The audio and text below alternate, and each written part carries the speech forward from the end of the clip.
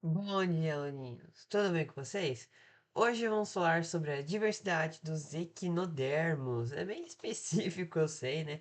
Mas a gente vai falar também, basicamente, sobre a classificação deles, tá bom? Sobre as cinco classes aí do filoequinodermata, tá certo?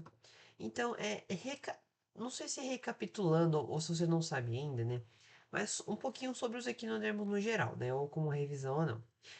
O nome, gente, do filo Equinodermata, vem do grego equinos e dermata, que significam pele com espinhos, pois todos os equinodermos têm espinhos, apesar de não parecer. Tanto que, pelo menos essa estrela do mar aqui, ela tem uns espinhos aqui, tá vendo? Isso aqui é provavelmente um ouriço do mar. Então, ele tem muitos espinhos que dá pra ver aqui, tá bem? Então, essa é a principal característica deles. Mas tem outras duas coisas que vocês precisam saber. Primeira coisa, eles são deuterostômios e ocupam exclusivamente o ambiente marinho, ou seja, de águas salgadas. Tá bem? Ah, e se você já sabe disso tudo, pode passar um pouco para frente, tá bom? Só que eu acho legal de você esperar um pouquinho para ver, mas se você passar para frente para ver as classes, pode ir, sem problema nenhum, tá bom?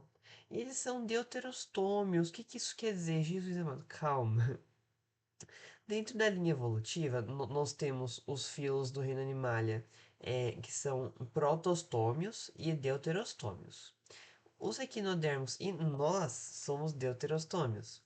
Isso quer dizer que durante o seu desenvolvimento embrionário, na gástrula, que é uma das fases depois do zigoto, é, o blastóporo, que é tipo uma aberturinha assim, sabe? Ele vai dar origem ao ânus, diferente aí dos protostômios, que vai dar origem à boca, certo? Basicamente, essa é a diferença, tá? E agora um pouquinho sobre a importância ecológica, econômica e ecológica. Biodiversidade, como todos os outros. Manutenção de ecossistema bentônico, que é o que fica na superfície. Não, na superfície não, né? No chão, né? Do mar. E a renovação dos sedimentos, porque muitos deles são predadores, mas também herbívoros raspadores, né? E na maioria deles, a boca fica na parte de baixo, né? Então, quando eles vão caçar alimentos, eles acabam vendo pelos sedimentos. E assim, acaba se renovando, certo? E isso também ajuda a oxigenar o solo, tá bom? Importância econômica. São objetos de pesquisa e ensaios experimentais sobre fecundação e desenvolvimento embrionário, porque eles são deuterostômios, né? A gente e eles são os deuterostômios. Então eles ajudam bastante nessa pesquisa sobre desenvolvimento embrionário. E algumas culturas são utilizadas na alimentação, como muitos outros animais, né? E uma outra importância bem legal deles é que muitas espécies de estrelas do mar, a água que tem dentro delas é muito parecida com a água do ambiente. Então eles são bons bioindicadores também, tá certo? E aqui temos um pouquinho da classificação deles, em reino Animalia, sub-reino Bilatéria e infra-reino, que fica debaixo do sub-reino, descobri isso hoje, Deuterostômio, Neofilo, Equinodermata e as suas classes, que é o que a gente vai ver hoje, tá? Com mais detalhe. Crinoidia, Equinoidia, Asteroide, Ophiuroidia e Holoturoidia, tá?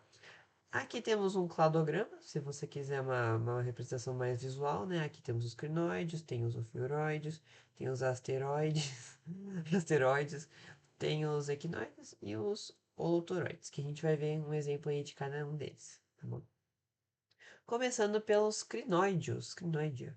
É o grupo mais antigo, que sofreu poucas modificações morfológicas, ou seja, do seu corpo, ao longo do tempo, né? Como aqui, esse fóssil ó, é muito parecido com os lírios do mar atuais, tá vendo? Eles são muito parecidos, apesar de isso aqui ser um pouco maior. Definindo, eles são animais com boca para cima, acompanhada pelo madreporito, que tem a ver com o sistema ambulacrário, e pelo ânus, circundados aí os dois por longos braços, que são justamente as penas ou os lírios das penas do mar e dos lírios do mar, tá bom? Aqui esses são os representantes das penas do mar e dos lírios do mar. É, da, As penas, elas rastejam pelo substrato, enquanto os lírios têm um pedúnculo que os adere ao substrato. Pois, não, pois não. As penas perdem esse pedúnculo durante seu desenvolvimento larval, que ajuda a distinguir eles. Eu dei uma travada porque eu achei que era pernas, tá escrito errado aqui, mas não, não, é não. E aqui tem um parênteses que eu esqueci de colocar. Acredita-se que eles surgiram há 485 a 470 milhões de anos atrás, no Ordoviciano inicial, logo após aí o fim do Cambriano. Legal. Equinoidea, nosso segunda classe, caracterizado pela ausência de braços. São justamente aí os ouriços do mar, que tem um formato mais esférico, e as bolachas da praia, que tem esse formato mais achatado. Esse também aí tem 5 fileiras de pés ambulacrais que possibilitam uma locomoção lenta, tá bom? Tem longos espinhos, que servem para proteção e locomoção, e a sua história evolutiva surgiram há 450 milhões de anos atrás, também no Ordoviciano, depois do Cambriano, beleza?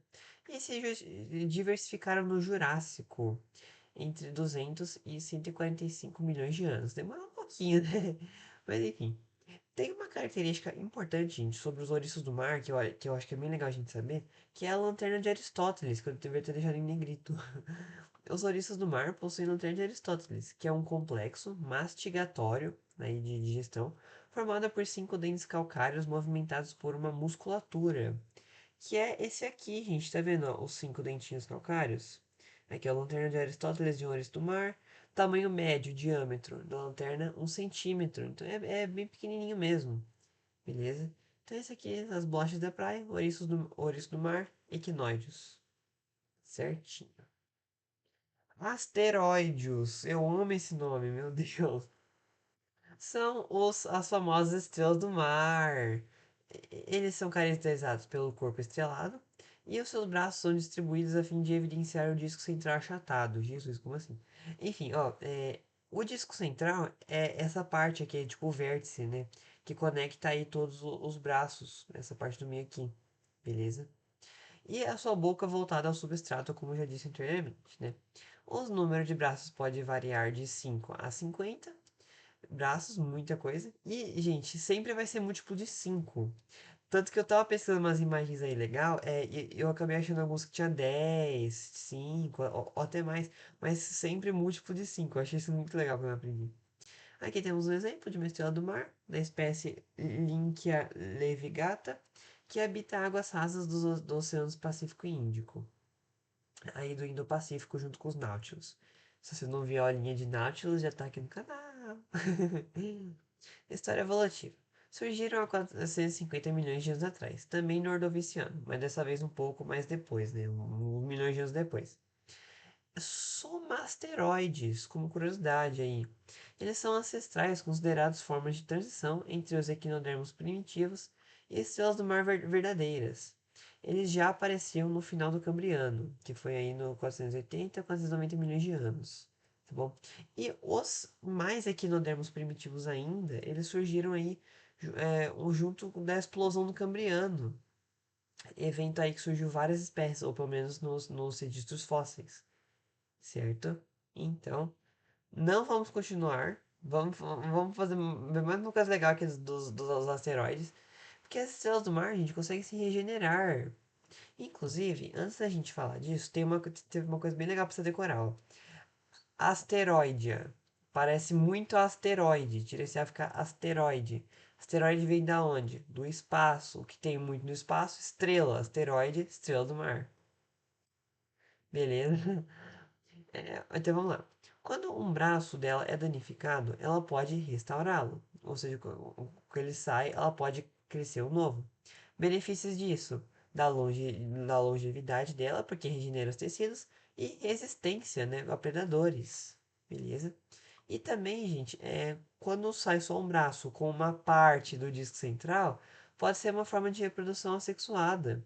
Quando a parte que sai tem uma parte do disco central, ela pode gerar um novo indivíduo. Como no caso dessa estrelinha do mar aqui. Esse braço, que saiu de uma outra estrela do mar, ela tinha uma parte do disco central, que é justamente essa parte do centro aqui delas. Então ela tá formando aí uma nova estrela do mar. Yay! E eu trouxe uma questão do Enem pra gente resolver aqui rapidinho, tá bom? Sobre isso que eu achei muito legal. Então bora lá. As estrelas do mar comem ostras, o que resulta em efeitos econômicos negativos para criadores e pescadores. Por isso, ao se depararem com esses predadores em suas dragas, costumavam pegar estrelas do mar, parti-las ao meio e atirá-las de novo à água. Mas o resultado disso não era a eliminação das estrelas do mar, e sim do aumento do seu número. A partir do texto de seu conhecimento a respeito desses organismos, a explicação para o aumento da população de estrelas no mar baseia-se no fato de que elas possuírem papilas respiratórias que facilitam sua reprodução e respiração por mais tempo no ambiente. Não, não é isso. Isso aqui é o próprio nome, é papila respiratória. Facilita a respiração, reprodução não. Pés ambulacrários, que facilitam a reprodução e a locomoção dos equinodermos no ambiente aquático. Isso aqui pode até ser verdade, mas não tem nada a ver com ficar se multiplicando demais. C. Espinhos na superfície do corpo que facilitaram sua proteção e reprodução, contribuindo para sua sobrevivência. Não, não é isso, apesar de estar certo, né? Não é isso não. Um sistema de canais que contribuíram na distribuição de água pelo seu corpo e ajudaram bastante em sua reprodução. Ele está falando aqui, gente, do sistema ambulacrário. Mas não é isso que ajuda ela a ficar se reproduzindo aí e se partir ao meio. E. Alta capacidade regenerativa e reprodutiva, sendo cada parte seccionada capaz de dar origem ao novo indivíduo. Exatamente, é isso mesmo, a gente acabou de falar sobre isso. E questão resolvida do Enem. Beleza, bora pro próximo. Ofiuroidia. Essa classe, gente, é caracterizada pelos seus braços longos, que é até 60 centímetros de comprimento, bem longo mesmo. Eles podem ser ramificados ou não, como a... Opa, peraí. Como está aqui nesse exemplo, tem um ofiuroide ou um ofiuro com os braços ramificados. Percebam que aqui tem uma linha principal e tem umas ramificações, né? Você sabe de química orgânica, você vai entender isso um pouco mais fácil. Eles têm braços flexíveis e delimitam o disco central, também nos asteroides, aqui, ó. O disco central aqui, aqui, aqui, aqui. Bem facinho mesmo. Eles são representados, gente, pelas serpentes do mar, ou estrelas serpentes, porque eles se movimentam assim bem rápido, né? Eles secretam, pelos seus pés ambulacrários, substâncias adesivas que os aderem ao substrato, né? Ao solo, né? Ao chão. E, gente, ele é o grupo de equinodermos mais diverso, com mais ou menos 2.000 espécies. E perceba uma coisa, eles têm os ofioros, gente, do filo dos equinodermos, tem a melhor locomoção, eles são os mais rápidos, né? E são os mais diversos. Hum, tem uma, tem uma lógica aí, né? Pensa um pouquinho. Eles surgiram no Ordoviciano inicial, cerca de 485 milhões de anos atrás, né? Bem no final do Cambriano também. Logo após os somasteroides, que nem já viu, mas com um corpo diferente. Beleza, aqui tem um fóssil de um ofiuroide, tem um bem pequenininho, e tem esses dois aqui que vocês já viram, certo? Nossa última classe, os holoturoides. Eles são caracterizados pelo seu corpo carnoso, mole, alongado e com endoesqueleto reduzido. Eles diferenciam-se aos outros equinodermos na estrutura corporal, que são os pepinos do mar. Eles são bem diferentes, né, dos outros equinodermos que a gente viu agora. Eles têm 5 fileiras de pés ambulacrários. Alguns desenvolvem em tentáculos que ficam ao redor da boca. De curiosidade aí. E por terem corpo mole, é difícil de se fossilizar por inteiro. Os registros fósseis mais comuns de fósseis são os escleritos microscópicos, que são pequenas peças calcárias de pele. Beleza? Que são esses carinhas aqui do Minecraft. Uhul! Aqui o exemplo de pepino do mar. Esse aqui é da espécie Pseudocolochirus axiologos, que habita as águas próximas à Austrália. Seu tamanho médio de comprimento, 20 centímetros. Bem colorido aí, né? Da Austrália, né? E, gente, os pepinos do mar, eles têm um mecanismo de defesa bem legal chamado autovisceração, que consiste em expulsar porções finais do trato digestório, ou seja, parte do seu intestino, e de outras estruturas que secretam substâncias pegajosas que ficam emaranhadas no predador. É um mecanismo de defesa aí bem nojento, esquisito assim, né? Mas é o mecanismo de defesa deles, né? E que eu acho, inclusive, que é essa parte aqui de cima do pepino do Minecraft. Que quando você põe ele na água, ele solta isso aqui, e quando você põe ele fora da água, ele não tem isso aqui. É esquisito. Eu acho que é isso, mas eu posso estar errado. Tá bom? E resumão aí pra vocês. Se quiser tirar print aí e editar, você que sabe, tá bom? Mas se quiser tirar print comigo junto, Beleza? Então, crinoides, penas e lírios do mar. Equinoides, ouriço do mar e bolacha da praia. Asteroide, estrela do mar. Lembra do que eu falei? Asteroides, passos, passos, estrela. Asteroides, estrela do mar. Ofiuroide, serpente, serpente do mar. Aqui que eles ficam com os braços assim, desse jeito, bem alongados. E holoturoide, que são os pepinos do mar. Beleza? Bem tranquilão aí. Foi isso, gente. Muito obrigado por terem assistido essa aulinha. A próxima, muito provavelmente, vai ser de biologia. Vai ser de biologia ou química, eu não sei ainda. Tá? Mas espero que vocês tenham aprendido algo novo. Qualquer dúvida, deixa aí nos comentários, tá bom? Que eu vou tentar responder. Beleza? E é isso. Falou e até mais. Foi. Tchau, tchau.